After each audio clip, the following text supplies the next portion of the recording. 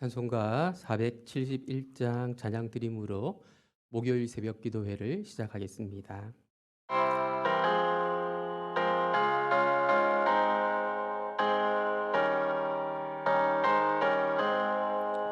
주여 나의 병든 몸을 지금 고쳐주소서.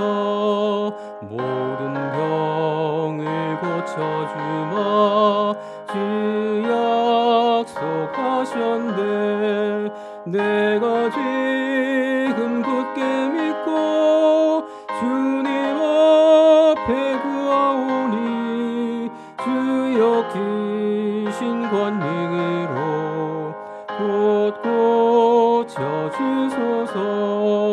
나의 주님 뜻이라면 나를 고쳐주소서. 머리 위에 기름 붓고 날 고쳐주소서.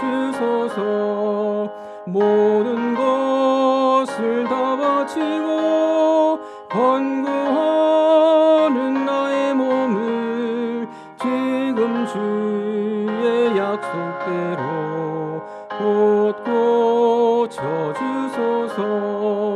주를 위해 살겠으니 나를 고쳐주소서. 내게 속한 모든 것은 다 주의 것이니 성령이여 강림하사 능력 있는 손을 펴서 나의 몸을 어루만져 곧 고쳐주소서. 나의 병을 고쳐주심 내가 믿사옵니다. 지금부터 영원토록 주 찬송하겠네. 나를 구원하신 말씀 어디든지 전하오리. 나의 병을 고쳐주심 참 감사합니다. 아멘. 함께 묵상하실 하나님의 말씀은 마가복음 1장 21절에서 34절까지의 말씀입니다. 함께 읽도록 하겠습니다. 그들이 가버나움에 들어가니라. 예수께서 곧 안식일에 회당에 들어가 가르치심에 뭇사람이 그의 교훈에 놀라니 이는 그가 가르치시는 것이 권위 있는 자와 같고 서기관들과 같지 아니함일러라. 마침 그들의 회당에 더러운 귀신 들린 사람이 있어 소리질러 이르되 나사렛 예수여 우리가 당신과 무슨 상관이 있나이까? 우리를 멸하러 왔나이까? 나는 당신이 누구인 줄 아노니 하나님의 거룩한 자니이다. 예수께서 꾸짖어 이르시되 잠잠하고 그 사람에게서 나오라 하시니 더러운 귀신이 그 사람에게 경련을 일으키고 큰 소리를 지르며 나오는지라. 다 놀라 서로 물어 이르되 이는 어찌미냐? 권위 있는 새 교훈이로다. 더러운 귀신들에게 명한즉 순종하는도다 하더라. 예수의 소문이 곧 온 갈릴리 사방에 퍼지더라. 회당에서 나와 곧 야고보와 요한과 함께 시몬과 안드레의 집에 들어가시니 시몬의 장모가 열병으로 누워 있는지라. 사람들이 곧 그 여자에 대하여 예수께 여짜온대 나아가사 그 손을 잡아 일으키시니 열병이 떠나고 여자가 그들에게 수종드니라. 저물어 해질 때에 모든 병자와 귀신 들린 자를 예수께 데려오니 온 동네가 그 문 앞에 모였더라. 예수께서 각종 병이 든 많은 사람을 고치시며 많은 귀신을 내쫓으시되 귀신이 자기를 알므로 그 말하는 것을 허락하지 아니하시니라. 아멘. 정권이 바뀌고 새로운 정부가 들어서면 많은 것들이 달라집니다. 이전 정부와 차별화함으로써 새 정부가 들어섰다는 사실이 국민들의 피부에 와 닿도록 하려고 새 정부가 노력하는 것이지요. 그리고 이런 노력은 대개 정부 출범 초기에 이루어지는 경우가 많습니다. 예수님은 하나님 나라의 도래를 선포하셨습니다. 예수님이 말씀하시는 하나님 나라는 이전에 이 땅에 존재했던 어떤 나라와도 다른 완전히 차별화된 나라였습니다.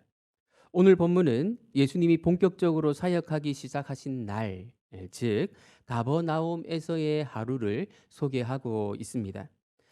이 하루에 하나님 나라의 여러 특징들이 소개되고 있는데요. 하나님 나라가 어떻게 도래하는지, 그리고 하나님 나라가 도래할 때 어떤 일이 일어나는지, 그리고 그 나라에 어떻게 들어갈 수 있는지 등에 대해서 우리는 알 수 있게 됩니다.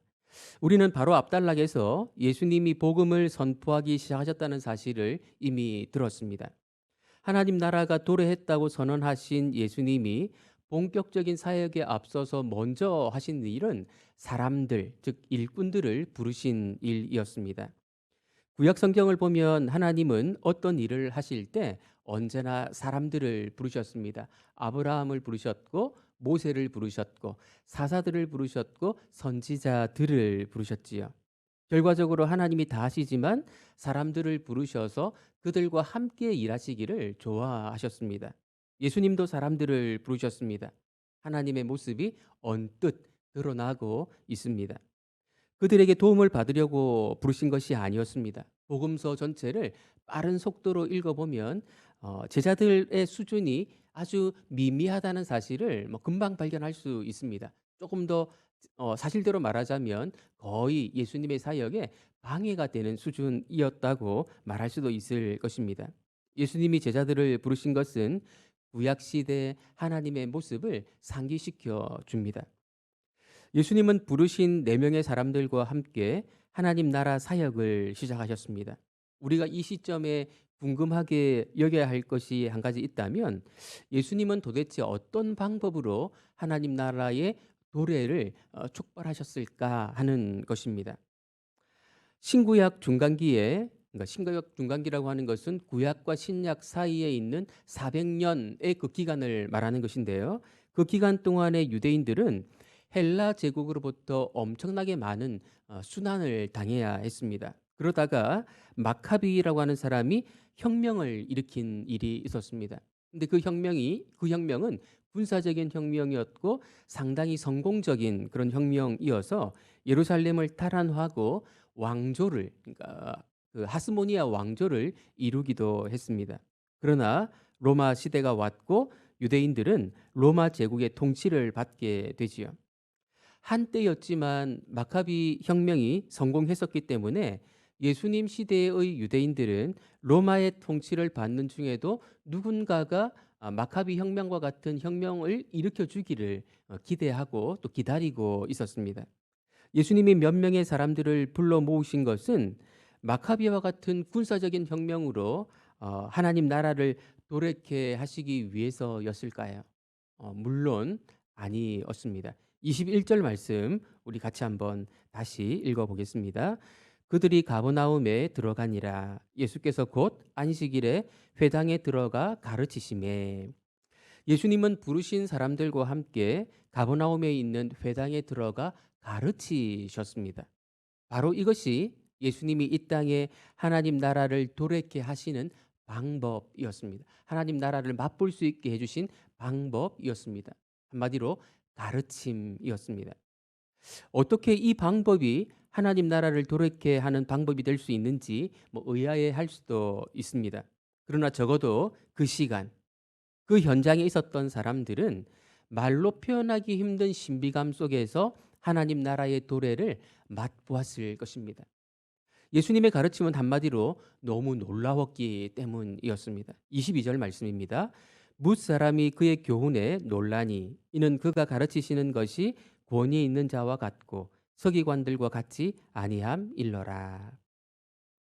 바른 가르침, 바른 교훈이 얼마나 중요한지 모릅니다. 사람들은 가르친 대로, 즉 배운 대로 살아가는 경향이 있기 때문에 그렇습니다. 신앙생활도 마찬가지입니다. 들은 것, 가르침을 받은 것, 배운 것, 그것이 영향을 미쳐서 그대로 살아가려는 그런 모습들이 나타나기 마련입니다.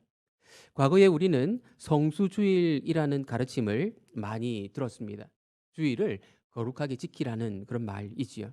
주일에는 공부도 하면 안 되고 헌금 외에 돈을 써서도 안 되고 무언가를 사 먹으면 큰일 나는 것으로 생각을 하면서 성수주일을 지키려고 노력을 했었습니다. 성수주의를 하라는 가르침이 나쁜 것은 아니지만 어쩔 수 없이 따라다니는 문제가 있습니다. 주의를 거룩히 지키라고 강조하다 보니까 평일에는 자기 마음대로 살아도 된다는 교훈이 암묵적으로 가르쳐 줬던 것이지요. 그렇게 해서 신앙의 이원화를 초래했습니다. 신앙의 이원화는 다른 말로 하면 하나님과의 관계가 사실은 더 멀어지게 만드는 것이었다고 말할 수 있습니다. 가르침이 중요한 것이지요. 바른 가르침 안에서 하나님 나라를 맛볼 수 있습니다. 예수님이 가르침을 통해 하나님의 통치, 하나님 나라를 맛보게 하셨을 때 자연스럽게 일어난 사건이 있었습니다. 그곳에 있던 귀신이 견디지 못하고 발작을 한 것이었습니다. 23절, 24절 말씀 같이 한번 보겠습니다. 마침 그들의 회당에 더러운 귀신 들린 사람이 있어 소리질러 이르되 나사렛 예수여 우리가 당신과 무슨 상관이 있나이까? 우리를 멸하러 왔나이까? 나는 당신이 누구인 줄 아노니 하나님의 거룩한 자니이다. 예수님이 하신 일이 무엇이었습니까? 예수님은 귀신 들린 사람에게서 귀신을 쫓아내셨습니다. 귀신은 이 한 사람을 완전히 장악하고 그를 통제하고 있었습니다. 그러니까 그 사람은 귀신의 노예가 되어 있었던 것이죠. 예수님이 사탄의 영향력 아래서 노예로 살아가는 사람들을 자유케 하신다라는 사실을 이해할 수 있게 해주는 구약 이야기가 바로 출애굽 사건이었습니다. 애굽 왕 바로의 압제 아래서 노예로 살아가던 이스라엘 백성들이 자유를 얻게 된 그 놀라운 이야기는 사탄으로부터 자유롭게 되는 이 이야기를 이해할 수 있게 해주는 유비라고 말할 수 있습니다. 하나님의 통치가 시행되는 곳에 일어나야 하는 일들이 바로 이런 일들인 것이죠. 사탄의 노예로부터 자유롭게 되는 것, 해방되는 것, 이것입니다. 예수님이 행하신 이 일에 대한 사람들의 반응이 소개되는데요. 27절 말씀 우리 같이 한번 읽어보겠습니다. 다 놀라 서로 물어 이르되 이는 어찌미냐 권위 있는 새 교훈이로다. 더러운 귀신들에게 명한즉 순종하는도다 하더라. 예수님의 가르침이 얼마나 큰 권위를 가지고 있는가에 대해 사람들은 놀랐습니다. 깜짝 놀랐습니다. 22절에서는 권위 있는 자와 같음에 놀랐다고 되어 있는데 여기서는 귀신을 쫓아내는 권위에 놀랐다고 되어 있습니다. 예수님이 하나님 같았다는 말입니다. 예수님을 통해 하나님의 통치를 맛보게 되었다는 말과 동의어입니다. 사람들의 반응을 한마디로 요약하면 놀람이라고 말할 수 있습니다. 놀람이라고 하는 것은 무반응보다는 긍정적인 반응이지만 충분한 반응이라고 말할 수는 없습니다. 이렇게 반응했던 사람들, 놀란 반응을 보였던 사람들이 나중에 예수님을 십자가에 못 박으려고 하는 시도에 참여하게 되는 그런 모습을 우리가 보게 되지 않습니까? 권위 있는 말씀을 듣고 귀신을 쫓아내시는 권위를 보고 하나님의 통치를 맛보았다면 놀라는 것으로 끝나서는 안 됩니다. 따르는 반응으로 나타나야 하는 것이죠. 순종하는 반응을 나타내야 마땅한 것입니다. 가버나움에서의 하루는 그렇게 끝나지 않았습니다. 회당에서 나온 예수님은 시몬과 안드레의 집으로 가셨습니다. 시몬의 장모가 열병을 앓고 있었는데 신방을 가신 것입니다. 모든 병의 공통점이 무엇입니까? 생명을 약화시킨다는 것입니다. 그래서 모든 병은 죽음의 증상이라고 말할 수 있습니다. 고대 사회일수록 병은 죽음을 더 가까이 느끼게 만들어 주었습니다. 예수님이 그 여인의 손을 잡아 일으키시자 열병이 떠나고 여자가 수종 들었다고 말하고 있습니다. 여자가 수종 들었다고 하는 이 말은 열이 떨어진 정도가 아니라 온전히 회복되었다는 것을 의미하는 것입니다. 어, 나이가 든 여인이 수종 드는 것을 온전히 회복되지 않았는데도 그 일을 받아들인다면 그것은 예의에 어긋나는 일이겠지요. 수종을 들었다고 하는 것은 그 여인이 온전하게 회복되었다는 것을 의미하는 것입니다. 예수님은 육체의 질병을 고쳐 주셨습니다. 다시 말해 죽음의 권세 아래에 있던 여인을 죽음의 권세에서 자유케 해 주신 것이지요. 앞에서는 어떤 일이 있었습니까? 사탄의 권세 아래에 있던 사람을 사탄의 권세로부터 자유케 해 주셨습니다.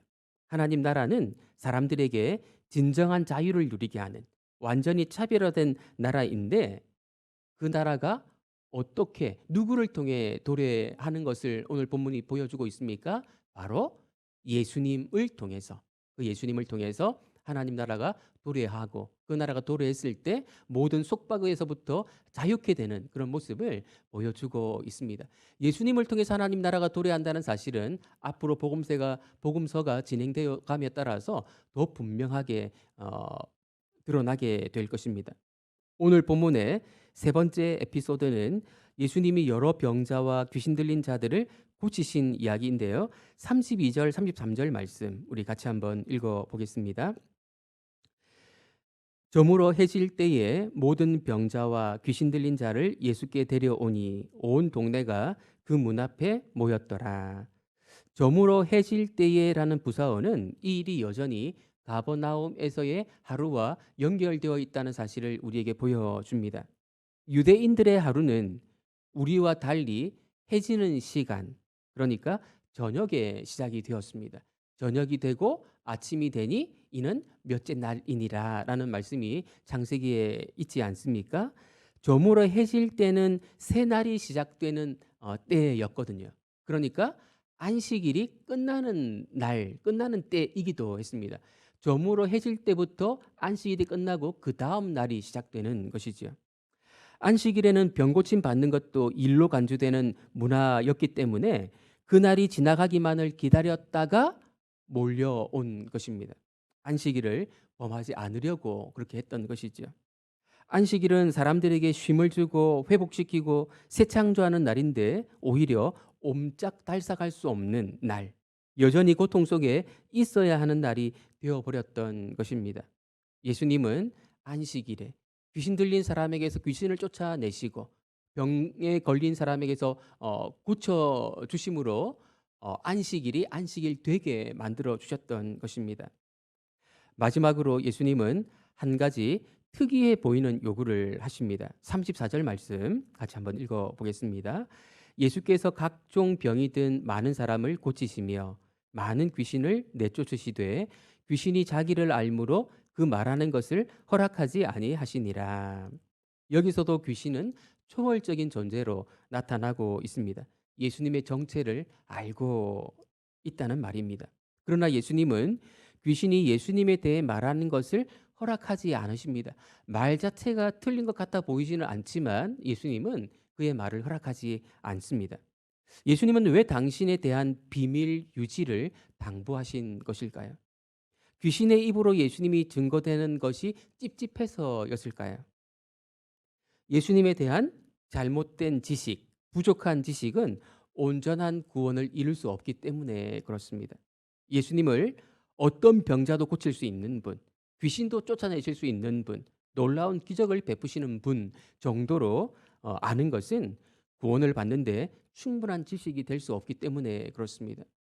하나님의 아들이신 예수님은 순환을 받고 죽으심으로 구원을 이루는 메시아로 이 땅에 오셨습니다. 그래서 예수님이 십자가에 죽으시고 부활하신 후에야 당신을 전파할 수 있도록 제자들에게 요청하셨던 것이죠.